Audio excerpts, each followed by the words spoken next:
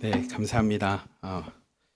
오늘 말씀은 요한복음 8장 1절부터 11절까지 말씀인데요. 제가 말씀을 준비를 한 달 전부터 준비를 하거든요. 그럼 제가 준비하는 게 여러 가지 있습니다. 주석서도 보고 가장 많이 하는 건 이제 성경을 제일 많이 읽습니다. 성경을 읽고 여러 버전으로도 읽고. 근데 제가 말씀을 준비하다가 극동방송에서 하나의 이야기를 들었는데 이 내용이 너무 재밌어서 설교 시간에 한번 같이 얘기하면 좋겠다라고 해서 약간을 각색을 했습니다. 그리고 약간 편집을 해서 여러분과 함께 좀 생각할 만한 제목이고 주제인 것 같아서 좀 나누려고 하는데 어떤 내용이냐면 PPT 한번 띄워주시면 교회에 2명의 성도가 있습니다. 성도 A는 어떤 사람이냐면 자신도 모르게 거짓말이 나옵니다. 근데 이게 거짓말을 하고 싶어서가 아니라 말하다 보니까 이렇게 거짓말이 되는 겁니다. 그리고 헌금을 악용을 합니다. 이 악용이라고 해서 뭐 이렇게 내가 가져가는 게 아니라 아유 헌금인데 이렇게 쓰자 하면서 그걸 이제 쓰는 겁니다. 그러다 보니까 이분이 자기가 있었던 말이 아닌 말을 이제 나도 무의식적으로 나오다 보니까 교회 안에 이분만 가면 다툼이 생기고 갈등이 생깁니다. 근데 중요한 건 본인만 몰라요. 본인만 왜 내가 가는 곳마다 다툼이 생기는지 본인은 모릅니다.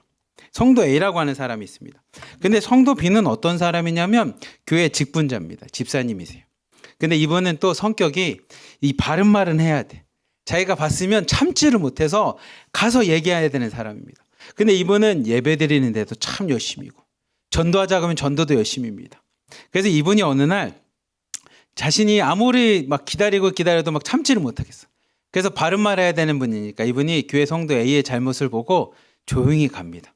그래서 이 성도 B인 집사님이 A 성도님한테 이야기합니다. A 성도님, 아무리 생각해도 당신이 이거 잘못했어.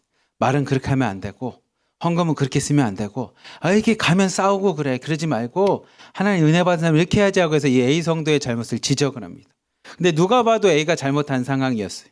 그렇다면 이 극동방송에서는 A, B 이렇게 자세하게는 안 나오고 제가 이제 예를 든 건데 극동방송에 이런 질문을 합니다. 과연 성도 A와 성도 B가 있는데 누가 회개를 할까? 어느 성도가 회개할까요? 라는 질문이 있었습니다. 그 얘기를 듣고 나서 성도 A가 아이고 집사님 내가 들어보니 아이고 하나님 안에서 내가 이렇게 생활했어야 되는데 아이고 내가 잘못했네요 하고서 회개를 할지 아니면 성도 B가 다음날 돼서 아이고 좀만 참을걸 그 말에서 뭐래 내가 그냥 기도하면서 기다려줬어야 된다면서 하나님 내가 괜히 성도 A한테 상처 준 거 아닌가 아이고 내가 회개합니다라고 성도 B가 회개할지 여러분 누가 회개할 것 같습니까? 네. 극동방송에서는 성도 B가 회개한다고 했는데 실제로 제가 고민해 봤거든요. 누가 회개하냐면 PPT 하나 더 띄워주십시오. 회개는 누가 하냐? 은혜 받은 성도가 회개합니다. 회개는 죄 지은 사람이 하는 것이 아니라 은혜 받은 사람이 하는 것이 회개라는 겁니다. 성도 A가 그 얘기를 듣고 나서 하나님이 나를 향해서 하는 말씀이구나 라고 해서 하나님의 은혜를 받으며 성도 A가 회개할 겁니다. 근데 성도 B가 아이고 하나님은 나를 위해서 아무 말씀 없으시고 십자가를 지셨는데 나는 뭐라고 하면서 성도 B가 예수님의 마음을 생각하면 성도 B가 회개할 겁니다. 결국 회개는 잘못한 사람이 하는 게 아니고 누가 회개하는 겁니까? 은혜 받은 사람이 하는 겁니다. 제가 이 극동방송 이야기를 들으면서 이거구나. 성도의 삶은 왜 우리가 은혜 받아야 됩니다라는 건 구원받으려는 게 아니라 은혜 받아야 회개하는 겁니다. 은혜 받아야 내 삶을 돌아보는 겁니다. 제가 이야기를 들으면서 우리 성도님들과 함께 나누면서 우리 교회가 이랬으면 좋겠다. 근데 오늘 말씀이 딱 그런 말씀입니다.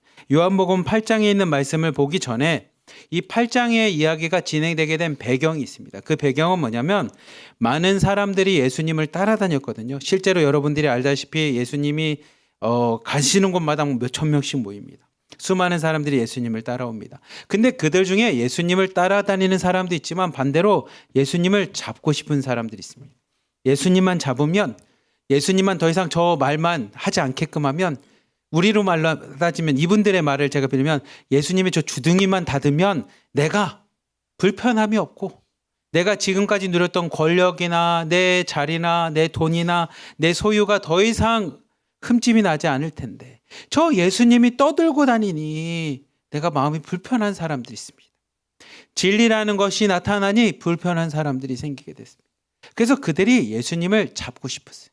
그래서 자기 밑에 있는 사람을 데려다가 예수님을 잡으러 가라고 이야기합니다. 그 이야기가 요한복음 7장이 등장합니다. 그 얘기부터 같이 한번 보겠습니다. 7장 41절부터 44절 말씀 같이 한번 읽어봅시다. 시작. 어떤 사람은 그리스도하며 어떤 이들은 그리스도가 어찌 갈릴리에서 나오겠느냐.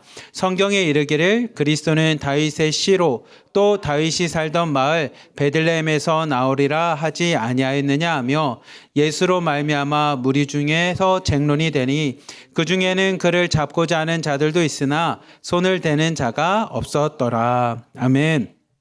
예수님께서 수많은 사람들이 모였을 때 먼저 이렇게 말합니다. 여러분 중에 목마른 자가 있습니까? 그렇다면 내게로 나와서 마십시오. 그러면 그렇게 내게로 와서 마시는 자에는 그 배에 생수의 강이 흘러, 우리 시온이가 좋아하는 생수의 강이 흘러 여러분이 더 이상 목마르지 않을 것입니다 라고 하는 이야기를 합니다. 많은 사람들이 예수님의 말씀을 듣고 나서 마음에 변화가 일어납니다. 예수님을 만나고 난 사람들의 삶 가운데 변화가 일어납니다.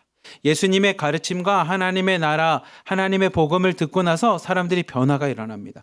근데 여전히 그 마음에는 변화가 없는 사람이 있습니다. 그들 사이에 쟁론, 논쟁이 일어납니다. 어떤 논쟁이냐면, 야, 우리가 예수님의 말씀을 들어보니 그렇게 가르치신 분이 어디 있었니?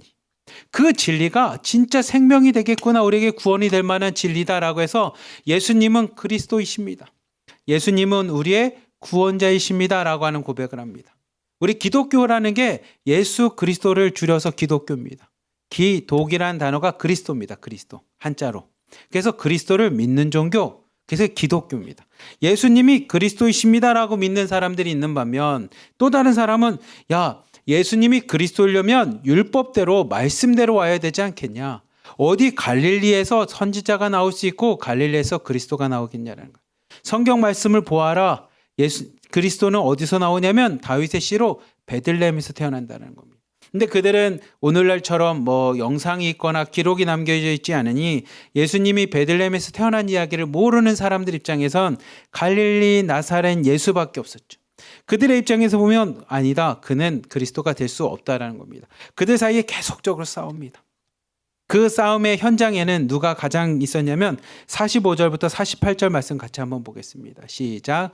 아랫사람들이 대제사장들과 바리새인들에게로 오니 그들이 묻되 어찌하여 잡아오지 아니하였느냐. 아랫사람들이 대답하되 그 사람이 말하는 것처럼 말한 사람은 이때까지 없었나이다 하니 바리새인들이 대답하되 너희도 미혹되었느냐. 당국자들이나 바리새인 중에 그를 믿는 자가 있느냐. 아멘. 바리새인들과 이 대제사장들이 자신의 아랫사람들, 자신이 부릴 만한 사람들을 데려다가 예수님에게 보냅니다. 그리고 예수님을 잡아오라고 합니다. 근데 이 아랫사람들이 예수님의 가르침을 듣거든요. 아까 말했던 그 가르침을 쭉 듣고 나니 이전까지 이렇게 말했던 사람이 없다는 겁니다. 이전까지 하나님의 나라에 대해서, 천국에 대해서 얘기한 사람이 없다는 거예요. 이분은 우리말로 하면 범상치 않다라는 거예요. 평범하지 않다라는 겁니다. 좀 더 말하면 이분은 신령한 분 같고 용하신 분 같고 이런 느낌을 받게 됐습니다. 그러니 그들이 예수님을 잡지 못하고 그냥 돌아가자 이 대제사장과 바리새인들이 어찌하여 잡지 않았냐라고 해서 그들을 추궁합니다. 그들의 이야기를 듣고 나서 47절에 이렇게 얘기합니다. 바리새인들과 대제사장은 예수의 가르침을 뭐라고 하냐면 미혹되었다라고 합니다. 너희도 그 예수님의 말을 듣고 미혹되었느냐? 그게 진리가 아닌데 그 잘못된 가르침인데 너희들이 듣고 나서 미혹되었냐라는 겁니다. 그러면서 바리새인들이 뭐라고 하냐면 48절에 당국자들이나 높은 지위에 있는 사람들이나 바리새인 중에 하나님의 말씀을 지키며 살아가는 이 구별된 자 중에 예수를 믿는 자가 있느냐라는 겁니다. 제대로 말씀을 갖고 있는, 율법을 갖고 있는 우리 중에 어떤 사람도 예수님을 믿는 사람이 있느냐? 근데 너희들이 예수님 믿는 건 너희들이 미혹됐다라는 겁니다. 미혹된 이유가 뭐냐면 너희들에겐 율법이 없기 때문이라는 겁니다. 너희들에겐 말씀이 없기 때문이고 너희들은 하나님의 말씀을 모르기 때문에 미혹됐다라고 하면서 그들을 정죄합니다. 49절부터 52절까지 말씀 같이 한번 봅시다. 시작. 율법을 알지 못하는 이 무리는 저주를 받은 자로다. 그 중에 한 사람 곧 전에 예수께 왔던 니고데모가 그들에게 말하되 우리 율법은 사람의 말을 듣고 그 행한 것을 알기 전에 심판하느냐. 그들이 대답하여 이르되 너도 갈릴리에서 왔느냐. 찾아보라. 갈릴리에서는 선지자가 나지 못하느니라 하였더라. 아멘. 이들이 이야기합니다. 이 율법을 알지 못하는 자들아, 율법을 알지 못하기 때문에 미혹당한 자들아, 너희들에겐 저주가 있을 것이다라는 거예요. 저주를 받을 것이다라고 이야기합니다. 그러자 50절에 보면 한 사람, 누가 가냐면 니고데모가 그들에게 갑니다. 성전에서 예수님을 만났던, 전에 예수님을 만났던 이 니고데모가 가서 이야기합니다. 우리 율법에는 사람을 단순히 심판하거나 판단하지 않지 않습니까? 그 사람의 말을 듣고 그 사람이 행동한 것을 보고 판단해야지, 그냥 예수님은 미혹당해서 예수님은 저주받아, 아니 이렇게 판단할 수 없다라는 겁니다. 그러자 52절 말씀처럼 네가 그럼 찾아봐라. 성경 어디에도 갈릴리에서 선지자가 나온다라고 하는 구절이 있느냐라고 하면서 그들을 정죄를 합니다. 근데 여러분, 이 말씀을 보면 예수님을 그리스도라고 고백하는 사람들이 있고, 예수님은 사람을 미혹한다라고 해서 예수님을 잡아 죽이려고 하는 사람들이 있습니다. 근데 그 두 사람의 특징이 있는데, 여러 차이가 있지만 그 중요한 특징 중에 하나는 딱 하나라고 저는 생각합니다. 그건 뭐냐면 예수님을 만난 사람들, 예수님의 말씀을 들은 사람들과 듣지 않은 사람들입니다. 예수님을 만났던 니고데모, 예수님의 가르침을 들었던 사람들은 예수님을 그리스도라고 이야기합니다. 너희도 예수님을 만나봐, 예수님의 가르침을 들어봐 라고 이야기합니다. 하지만 예수님의 가르침을 듣지 않고 예수님을 만나지 않은 자들에게는 예수님의 말씀은 미혹당하는 거고 저주받은 거라고 이야기합니다. 여러분, 우리가 전도를 해보면, 저 역시도 이제 대학교 때 선교단체에 있다 보니까 저희가 매주 화요일이었던 것 같은데, 화요일날 점심에 같이 모여서 기도회를 하고 전도를 나갑니다. 죄송합니다. 금요일이었습니다. 금요일날 이제 전도를 나갑니다. 그러면 가서 생명을 주는 사랑이라고는 이제 사형예를 가지고 가서 전도를 하는데, 많은 사람들을 만나죠. 그래서 전도를 해보면 그분들에게 설득을 해야 되잖아요. 설명을 해야 되고 하나님이 살아계시다라는 얘기를 해야 되잖아요. 근데 이게 생각보다 잘 안 되거든요. 여러분도 해보신 분은 알겠지만 이게 설득이 잘 안 됩니다. 근데 마지막에는 뭐라고 얘기하냐면, 만나보시면, 예수님을 만나보시면 제가 무슨 얘기하는지 알게 됩니다. 성경을 읽어보시고 은혜 받으시면 제 이야기가 무엇인지 알게 됩니다라고 이야기합니다. 여러분, 천국과 하나님의 복음과 진리를 이 이성을 가지고 설명한다는 게 어렵습니다. 왜냐하면 우리는 유한한 존재이기 때문에 이 무한하시고 영원하신 하나님을 이 유한한 언어로 설명한다는 게 참 어렵습니다. 그래서 마지막에 뭐 하게 되냐면, 예수님을 꼭 만나보십시오.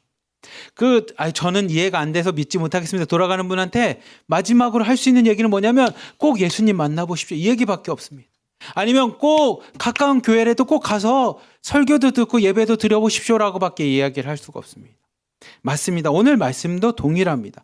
예수님을 만났던 사람들, 예수님의 가르침을 마음에 듣고 그 말씀을 영접하고 그 말씀을 마음에 새긴 사람들은 예수 그리스도라는 것을 고백하게 되지만, 그러지 못한 사람들은 뭐라고 되냐면, 미혹당한 거야. 미혹당한 말을 다른 말로 하면, 제가 바보 같아서 그 이야기하는 사람에 그냥 빠져버린 거야 라는 뜻입니다. 혹시 우리가 신앙생활할 때 여러분도 마찬가지일 겁니다. 내가 예수 그리스도라는 것을 고백하지 못하는 것은 내가 예수님을 만나야 됩니다. 내가 아직 예수님을 만나지 못한 자들, 아직도 성경 말씀을 읽으면서 나에게 주신 말씀이 아니라 그냥 기록되어 있는 말씀이지 정도로 생각하는 자들은, 이 말씀을 읽고 나서 설교를 듣고 나서 오늘도 앞에 있는 목사님이 이 말을 잘해가지고 우리가 미혹당했구나라고 미혹이라고 생각할지 모르지만, 내가 예수님을 만난 사람들은 이 말씀을 들으면서 뭐가 되냐면 내 말씀이 됩니다.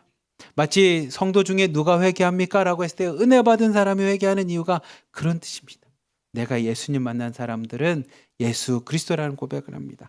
이렇게 두 분류가 나와서 서로 싸우고 있을 때, 서로 싸우면서 예수님을 잡아야 되냐, 아니야 예수는 그리스도야 라고 싸우고 있을 때 하나의 사건이 등장합니다.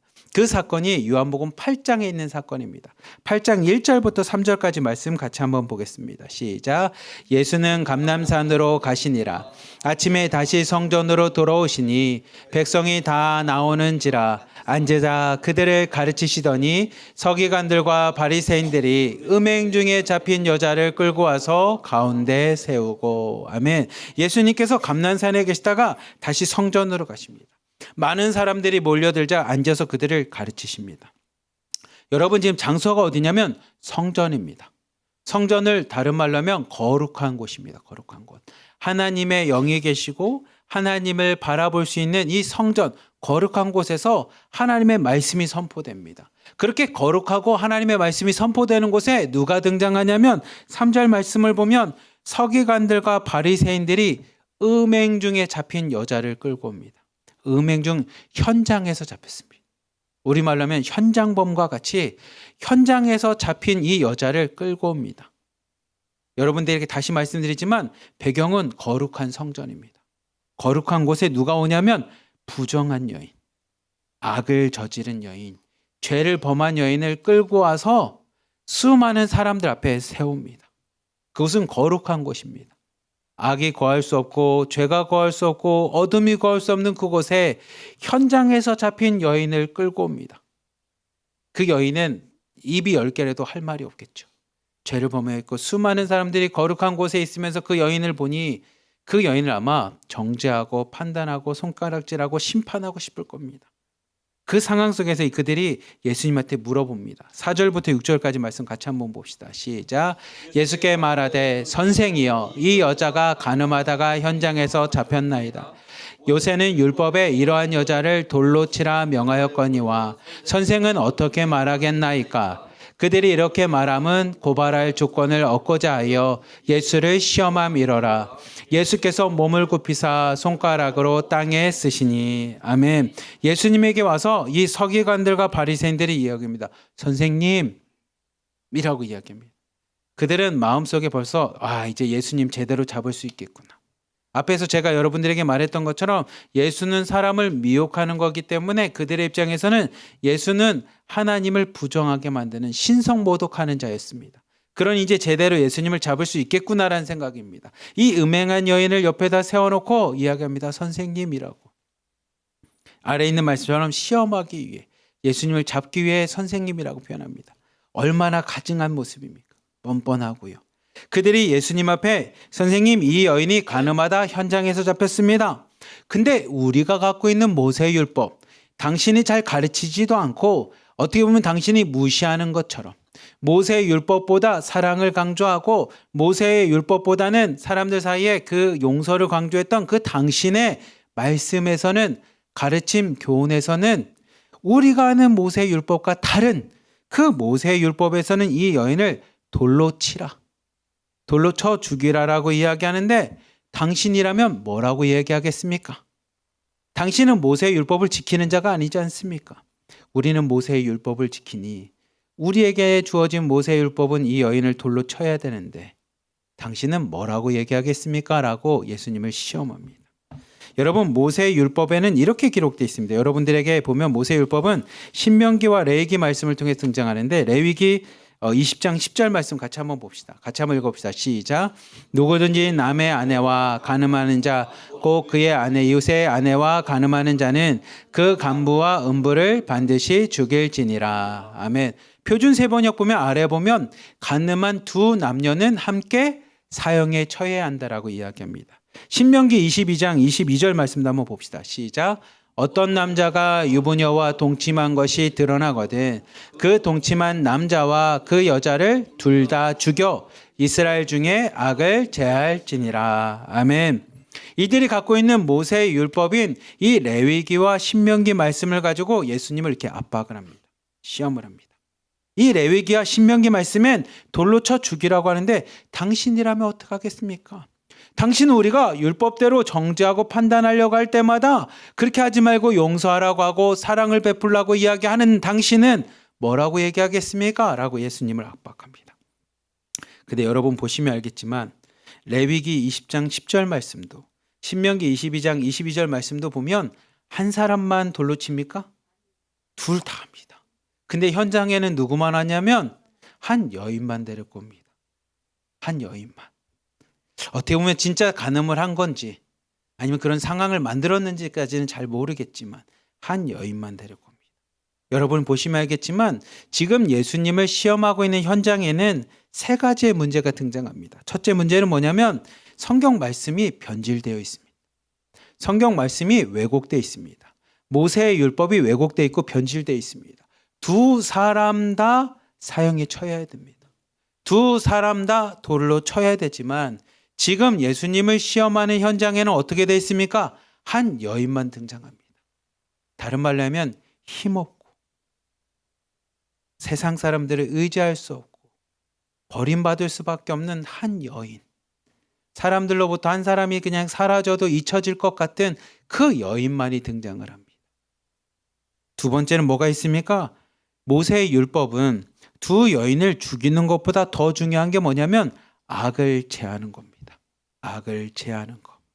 우리 신명기 22장 22절 말씀처럼 둘 다 죽여 이스라엘 중에 악을 제하는 것이 하나님이 주신 율법의 목적입니다. 하지만 이곳에는 악을 제하는 게 아니라 악을 위해서 이 여인을 사용하고 있습니다. 많은 사람들 앞에 예수님을 잡아서 죽이고 싶은 자신들의 욕망과 욕구 때문에 이들은 악을 이용하고 있습니다.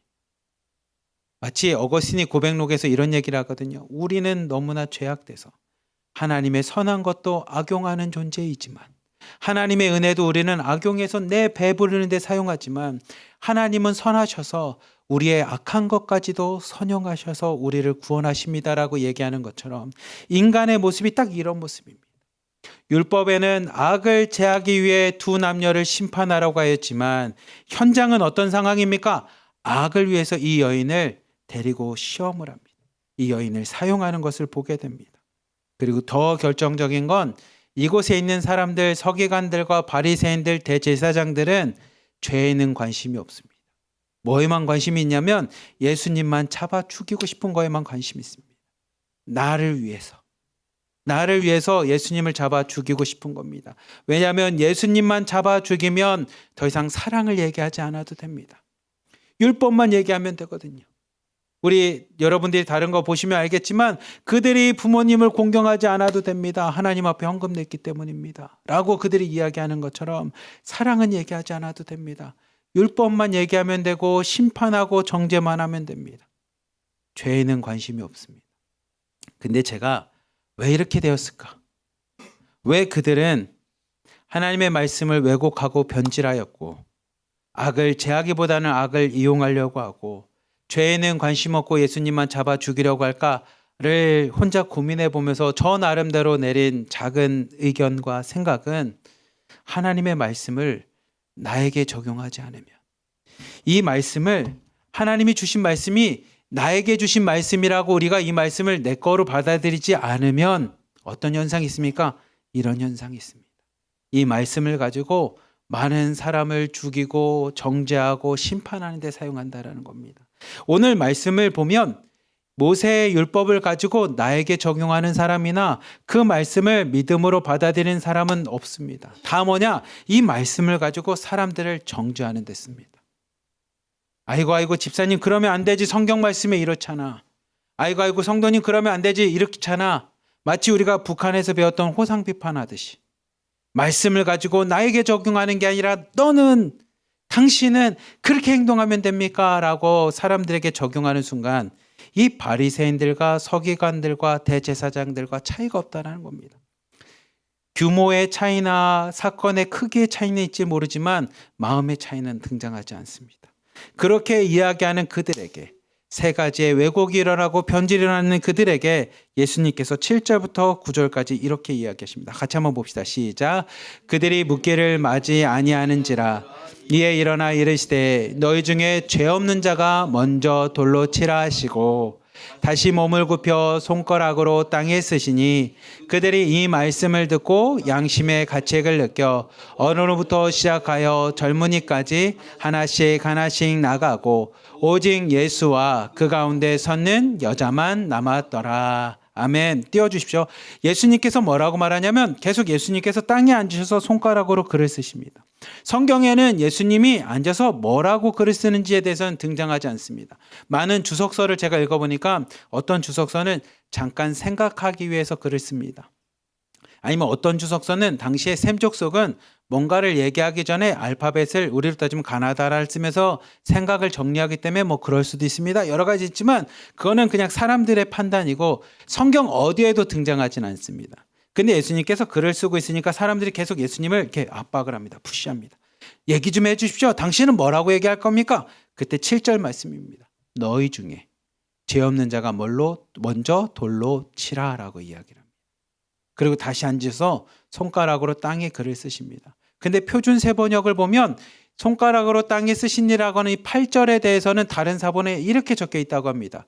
그들 각자의 제목을 예수님이 하나하나 나열하기 시작했다는 겁니다. 그들이 이 말씀을 듣고 양심의 가책을 느껴서 어른부터 시작해서 젊은이까지 다 떠납니다. 그 자리에는 오직 누구만 남아있냐면 예수님과 죄인만 남아있습니다. 예수님과 여인만 남아있습니다. 마치 이 모습을 보면 예수님께서 이런 말씀하시거든요. 내가 건강한 자를 부른 것이 아니라 누구를 부르러 왔냐면 죄인을 부르러 왔다고 이야기한 것처럼 예수님께서 이 여인과 그 자리에 딱 서 있습니다. 그리고 그 여인에게 예수님께서 말씀하십니다. 10절부터 11절 말씀 같이 한번 봅시다. 시작. 예수께서 일어나사 여자 외에 아무도 없는 것을 보시고 이르시되 여자여 너를 고발하던 그들이 어디 있느냐 너를 정죄한 자가 없느냐 대답하되 주여 없나이다. 예수께서 이르시되 나도 너를 정죄하지 아니하노니 가서 다시는 죄를 범하지 말라 하시니라. 아멘. 예수님께서 다 떠나고 난 후 여인만 남아있을 때 여인을 보호할 수 있을 때 여인에게 물어봅니다. 여인이여 너를 고발하던 그들이 어디 갔느냐? 그러자 이 여인이 얘기합니다. 아무도 없고 저만 남았습니다. 정죄하는 자가 없습니다. 그때 예수님께서 11절에 나도 너를 정죄하지 아니하노니 가서 다시는 죄를 범하지 말라라고 말씀을 합니다. 제가 이 말씀을 보면서 무슨 생각이 들었냐면 이 말씀과 함께 9절 말씀을 보면 9절 말씀에는 이렇게 등장합니다. 9절 말씀 한 번만 다시 봅시다. 시작. 그들이 이 말씀을 듣고 양심의 가책을 느껴 어른으로 시작하여 젊은이까지 하나씩 나가고 오직 예수와 그 가운데 섰는 여자만 남았더라. 아멘. 여러분 9절을 보면 예수님을 잡아 죽이려고 하는 사람들, 예수님 앞에 나왔던 사람들은 무엇을 하냐면 이제 말씀 띄워주지 않으셔도 됩니다. 9절을 보면 뭐라냐면 양심의 가책을 느낍니다. 여러분 양심의 가책을 느끼고 죄책감을 느낀 사람들의 결론은 뭡니까? 그러면 예수님을 떠납니다. 불편하거든요. 내가 양심의 가책을 느끼면서 그 옆에 있는다는 건 참 불편합니다. 내가 죄책감을 가지면서 죄가 없는 사람들과 함께 있는 건 불편합니다. 그래서 어린아이들이 여러분 보시면 알지만 거짓말하거나 잘못하면 엄마 앞에 안 나옵니다. 방속에 혼자 가 있죠. 여러분 아시지 않습니까?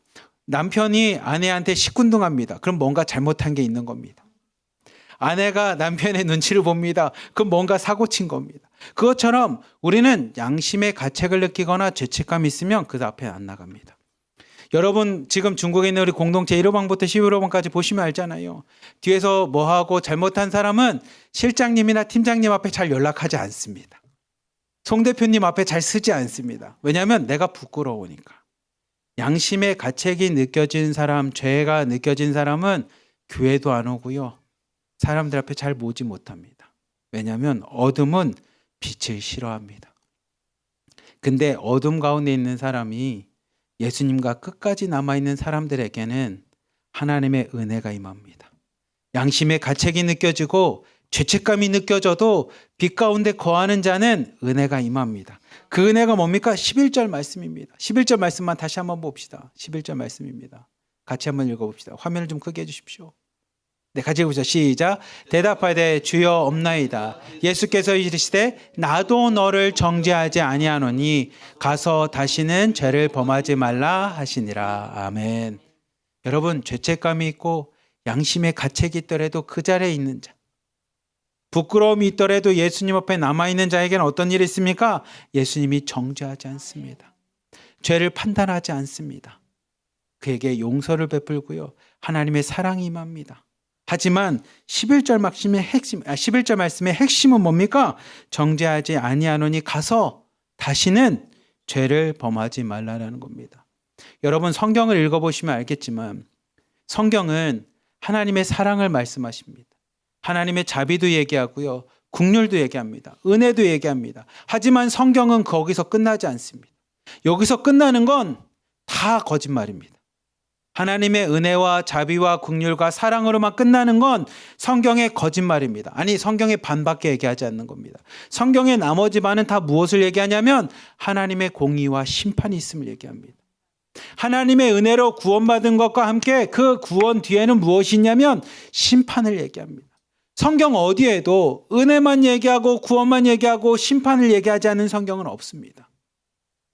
성경 창세기부터 요한계시록까지 보면 하나님은 우리가 구원받고 하나님의 자녀가 되고 생명을 얻고 빛 가운데 거하라고 이야기하지만 그렇지 아니하는 자를 향한 하나님의 심판을 분명히 이야기합니다.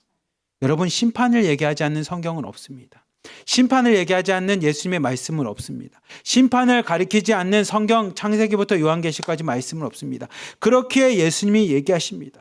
나도 너를 정죄하지 않는다는 것. 함부로 판단하거나 너 이제 지옥이라고 얘기하지 않는다라는 겁니다. 하나님 앞에 나와서 믿음과 말씀과 은혜 가운데 구원받는 자가 되어야 돼. 그리고 다시는 죄를 범하지 말라라는 겁니다. 하나님의 심판과 하나님의 판단과 하나님의 저주로부터 끊어버리라고 이야기를 하십니다. 성경은 그 얘기를 같이 이야기합니다. 그리고 나서 예수님께서 12절에 이렇게 결론처럼 이야기합니다. 같이 한번 읽어봅시다. 시작. 예수께서 또 말씀하여 이르시되 나는 세상의 빛이니 나를 따르는 자는 어둠에 다니지 아니하고 생명의 빛을 얻으니라. 아멘. 예수님께서 말씀하십니다. 그렇기에 다시는 죄를 범하지 않게 해서 무엇을 해야 되냐? 빛으로 오라는 겁니다. 세상의 빛으로 오신 생명의 빛으로 오신 예수님과 함께 거하는 삶을 살아가라는 겁니다. 더 이상 죄악 가운데 나의 욕망 가운데 쾌락을 위해서 살아가는 인생 살지 말고 나를 위한 인생 살아가지 말고 이젠 빛 가운데 거하라라고 이야기합니다. 여러분, 요한복음의 핵심에 여러 가지 단어들이 있지만 그 중에 하나는 빛입니다. 빛. 우리 요한복음 1장 1절부터 5절까지 말씀 같이 한번 봅시다. 시작. 태초에 말씀이 계시니라. 이 말씀이 하나님과 함께 계셨으니 이 말씀은 곧 하나님이시라. 그가 태초에 하나님과 함께 계셨고 만물이 그로 말미암아 지은 바 되었으니 지은 것이 하나도 그가 없이 된 것이 없느니라. 그 안에 생명이 있었으니 이 생명은 사람들의 빛이라. 빛이 어둠에 빛이 돼 어둠이 깨닫지 못하더라. 아멘. 성경은 예수님에 대해서 분명하게 이야기합니다. 예수님은 로고스로 진리로서 태초에 하나님과 함께 계셨다는 겁니다. 그분이 이 땅에 오셨는데 뭘로 오셨습니까? 생명으로 오셨습니다. 그 생명은 우리에게 뭡니까? 생명은 생명의 빛이 되어 우리를 비치신다는 겁니다. 근데 그 빛 가운데 거하는 자에게는 그 예수님 하나님의 아들을 영접함으로 구원을 받지만 빛 가운데 거하는 자는 빛의 생명이 우리 안에 임하지만 그 빛 가운데 빛이 비쳤을 때 아이고 자신의 부끄러움과 어둠과 죄악 때문에 빛 가운데 거하지 못하고 빛으로 오지 못하는 자에게 무엇이 있습니까? 심판이 있다라는 겁니다. 요한복음은 분명하게 우리에게 이야기합니다. 예수님을 믿는 자에게는 정죄함이 없지만 예수님을 믿지 않고 여전히 죄악 가운데 범하는 자에게는 하나님의 심판이 임한다라는 겁니다. 요한복음은 그 얘기를 하고 있습니다. 여러분, 사랑하는 하나로드림 성도 여러분, 오늘 말씀과 같이 예수님 우리를 정죄하지 않으십니다. 여러분을 판단하지 않으십니다. 우리 남북연합기도회 때 오셨던 분들이라면 은혜 받으셨던 그 말씀처럼 과거는 하나님 앞에 다 지나갑니다. 은혜 받고 나면 과거의 잘못을 하나님 앞에 다 회개하고 용서하고 내려놓습니다. 그리고 현재는 뭡니까? 피투성이가 되더라도 죄악 가운데 내가 오늘도 거하더라도 살기 위해서 하나님 앞에 거합니다. 예수님을 부르짖습니다. 그 빛 가운데 나아가는 겁니다. 그리고 예수님께서 여러분들을 은혜 가운데 용서해 주십니다. 그리고 말씀하십니다. 다시는 죄를 범하지 말라고. 다시는 어둠 가운데 거하지 말라라고 이야기합니다. 이젠 빛의 자녀니 빛 가운데 거하라고 얘기합니다. 마치 저희가 하나로드림에 있는 1호방부터 11호방 공동체 여러분들에게 이야기합니다. 여러분, 잘못하고 거짓말하고 뒤에서 뭐 한 거 다 합니다. 소문이란 거 다 들립니다. 하지만 그래도 여러분 방 나가지 마십시오. 그곳에서 은혜 받으십시오. 그곳에서 예배 드리십시오. 그곳에서 같이 신앙생활 하십시오. 그게 생명입니다라고 여러분들에게 말씀드리는 건 우리 하나로드림 1호방부터 11호방까지 구원입니다가 아니라 그 은혜를 받아야 됩니다. 그 빛 가운데 거해야 됩니다. 라는 말씀을 드리는 겁니다. 우리 요한복음 8장 11절에 있는 예수님께서 우리에게 얘기했던 그 말씀 다시 한 번만 읽어봅시다. 같이 읽읍시다. 시작. 대답하되 주여 없나이다. 예수께서 이르시되 나도 너를 정죄하지 아니하노니 가서 다시는 죄를 범하지 말라 하시니라. 아멘. 여러분, 예수님 안에 사랑이 있습니다. 자비도 있고요, 긍휼도 있고요, 용서도 있고요, 은혜도 있습니다. 하지만 그 은혜와 자비와 빛 가운데 거하지 않는 자에게는 하나님의 심판밖에 없습니다. 꼭 명심하십시오. 성경은 은혜만 얘기하지 않습니다. 심판을 얘기합니다. 십자가는 구원이면서도 심판입니다. 꼭 기억하십시오. 성경은 그 얘기를 하고 있습니다. 부디 우리 사랑하는 하나님 교회 성도 여러분들에게는 오늘 말씀을 보며 죄악 가운데 부끄러운 자들에도 빛으로 나오십시오. 예수님 앞에 나오십시오. 내가 부끄러워서 내 주변에 사람이 없을 만큼 이런 존재입니다라고 얘기하더라도 예수님 앞에 나오십시오. 주님이 여러분을 용서해 주십니다. 그리고 이제는 더 이상 어둠 가운데 있는 세상의 심판에 있는 자녀가 아닌 빛의 자녀로 살아가시기를 축복합니다. 제가 섬에서 목회할 때 할머니 성도님 중에 한 분이 저한테 이런 얘기를 하십니다. 뭐라고 얘기하셨냐면, 목사님, 나는 섬에 살다 보니 이 용왕을 섬깁니다. 바닷가에 살아본 데는 다 압니다. 왜냐하면 이 풍랑이 일고 뭐가 이면 이제 목숨이 왔다 갔다 하니 용왕을 섬기다 보니 이 집집마다 뭐냐면 장대에 깃발이 있습니다. 노란색, 빨간색, 길을 내놓습니다. 그러면 그 집이 1년 동안 용왕에게 제사를 지내는 겁니다. 그래서 어느 때가 되면 다 그 집에 와서 제사를 지냅니다. 그리고 그 다음에는 옆집에서 하고 이렇게 서로 돌아가면서 합니다. 왜냐하면 용왕으로부터 우리가 받아 어부할 때 지켜달라고 해요. 근데 그분 중에 한 분이 이제 예수님 믿고 나서 저한테 와서 얘기합니다. 목사님, 나는 기독교가 참 좋아. 이렇게 얘기해요. 그럼 제가 물어보죠. 뭐가 그렇게 좋으세요? 그랬더니 그분이 저한테 이렇게 얘기합니다. 뭐라고 했냐면, 교회는, 기독교는 내가 잘못해도 한 번 더 용서해 주잖아. 내가 잘못해도 기회를 다시 주잖아. 나는 그게 좋아. 왜냐하면 세상에는 잘못하면 정죄하고 심판하고 돌을 던지지만, 이 성도님 뭐라고 하냐면, 내가 은혜 받고 예수님 믿고 나니 내가 잘못해도 하나님은 또 나 용서해 주시잖아. 내가 하나님 앞에 나갈 수 있잖아. 라는 그 얘기를 합니다. 근데 제가 이 말씀을 읽으면서 그렇구나. 우리에게 딱 이런 교회 공동체가 되면 참 좋겠구나. 우리가 죄는 미워하되 사람들에게 은혜를 베풀었으면 좋겠습니다. 죄는 미워하되 어둠은 증오하되 하나님 앞에 빛으로 나오려는 성도들은 한 번 더 용서하고 품어줄 수 있는 교회가 되었으면 좋겠어요. 예수님이 딱 그 얘기합니다. 내가 죄는 미워하지만 내가 너는 정죄하지 않는다라는 겁니다. 우리 하나님 교회에 있는 성도 여러분, 주님은 정죄하지 않으시는 분입니다. 그렇다면 우리도 정죄하지 맙시다.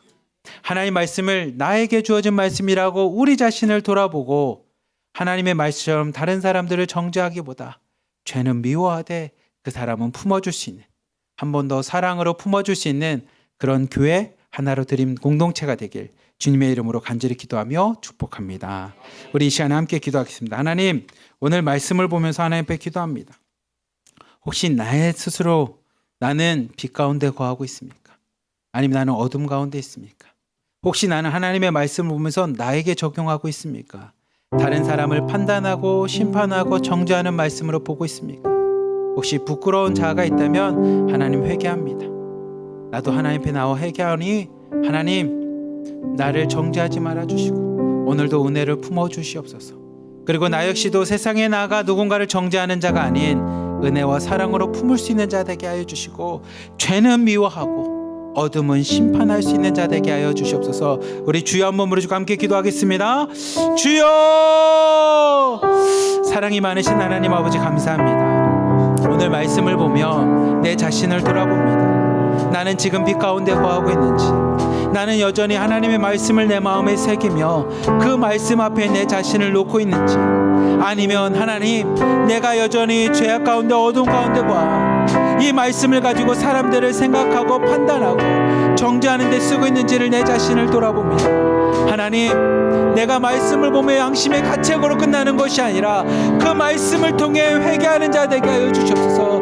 그 말씀 앞에 돌아가는 자 되게 하여 주시고, 예수님을 나의 구주로 고백하며 예수님과 함께 빛 가운데 거할 수 있게 하여 주시옵소서. 빛이 거하기에, 빛이 비추기에 나의 부끄러움이 드러나고 나의 죄악들도 드러나지만, 하지만 하나님, 그 빛의 생명이 있기에, 빛 가운데 구원이 있기에 하나님, 내 어두움과 나의 부끄러운 모습을 가지고 하나님 앞에 나옵니다. 하나님, 하나님 그렇게 나갈 수 있는 은혜를 베풀어 주시고 그 은혜 가운데 오늘도 생활하며 나갈 수 있도록 인도하여 주시옵소서. 다른 사람을 판단하고 정죄하는 믿음이 아니라 오늘도 하나님 말씀 앞에 내 자신을 돌아보며 하나님의 은혜 가운데 구하며 사람을 판단하고 죄악 가운데 심판하는 것이 아니라 그들을 용서하고 품어주게 하여 주시며 죄만을 심판하고 죄를 미워하는 자들 되게 하여 주옵소서. 우리 하나로 드린 공동체는 그런 공동체 되기 원합니다. 정죄하는 공동체 되지 않게 하여 주시고 하나님의 은혜를 나누는 공동체 되게 하여 주시며 그 은혜와 빛 가운데서 내 자신을 돌아보며 하나님 부끄러워할 수 있는 회개의 역사가 일어나는 공동체 될 수 있도록 하나님 오늘 우리 공동체 가운데 함께 하여 주시옵소서. 주님만을 구합니다. 주의 은혜만을 구합니다. 하나님의 은혜 가운데 오늘도 빛 가운데 구하며 나가기 원하오니 하나님 죄는 모양이라도 미워하게 하여 주시고 죄는 하나님 우리와 함께 구하지 않도록 하나님 우리 가운데 하나님 은혜와 빛 가운데 함께 구하도록 인도하여 주시옵소서. 사랑이 많으신 하나님 아버지 감사합니다. 오늘 말씀과 같이 하나님의 말씀을 우리 삶에 비춥니다. 하나님 말씀 가운데 내가 거합니다.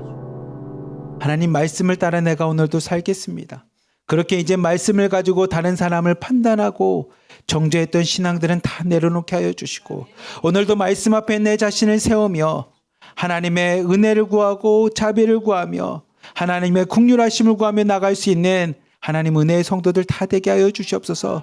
죄는 미워하되 하나님 사랑은 사랑하게 하여 주시고 예수님의 말씀과 같이 영혼은 구원하되 죄는 끝까지 싸울 수 있는 믿음의 성도들 다 되도록 축복하여 주시옵소서. 우리 하나로 드림에 있는 모든 성도님들, 공동체에 있는 자매님들이 하나님의 말씀을 볼 때마다 죄책감이 느끼고 부끄럽다고 해서 떠나는 수많은 무리들과 같이 되지 않게 하여 주시고 하나님 말씀 앞에 부끄럽더라도 하나님 내 모습이 하나님 앞에 형편없는 모습일지언정 하나님의 말씀 가운데 은혜 가운데 빛 가운데 거하며 하나님의 긍휼을 받을 수 있는 구원의 성도들, 생명의 성도들 다 되도록 축복하여 주시옵소서. 우리를 사랑하시는 예수 그리스도의 이름으로 감사하며 기도리옵나이다. 아멘.